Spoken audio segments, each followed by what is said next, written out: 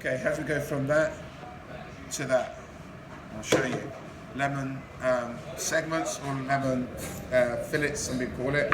Same process as doing an orange. You cut the ends off, top and tail, and then you go straight down, removing the rinds and the pith in a smooth action.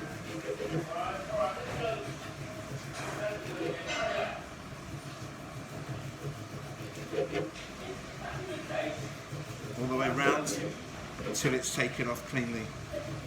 Keep doing this until you reveal the lemon flesh. And use your sharpest knife. Some people use serrated knives, some people use cook's knives, but it's about the sharpness of your knife. And you're doing a rounded action as you do this. Now this is my bread knife, and my bread knife I can feel is losing its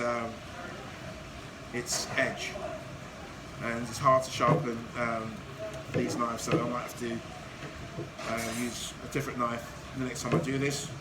But you get the action, the idea. Then when you're doing your segmenting, you use a dish and catch the juices and a sharp knife. Now when I'm doing filleting, I might take my filleting knife, use my thumb to gauge it against the membrane to the middle, use my thumb to gauge it as well.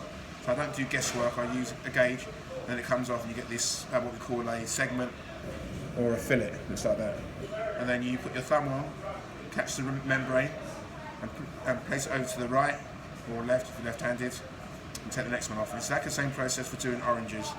So that's how you do orange or lemon fillets, known as segments. Some chefs call them fillets, some recipes call them fillets, but they're actually segments. You're trying to get the membrane and any pith off, and only be left with a clean segment. And some chefs they trim this off and remove it. Now, my previous lemon had loads of pips in it. This one has no pips in it, and that some people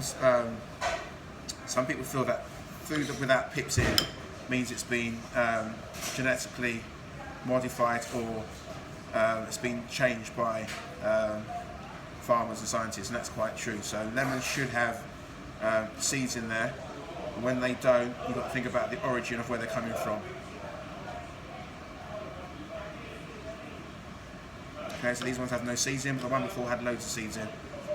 Two different sizes, so I would assume they've come from different places. Hence the fact that some have pips and some don't. But remember, it tells you something about your product. And then with the lemon membrane body, you squeeze the juice out, and that's discarded.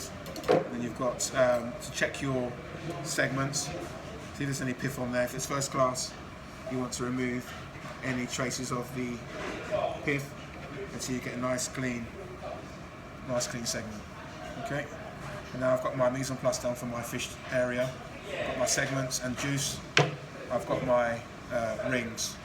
Okay, that will be wrapped up. I'll tick off my mise en place list, and I'll go on to my next job.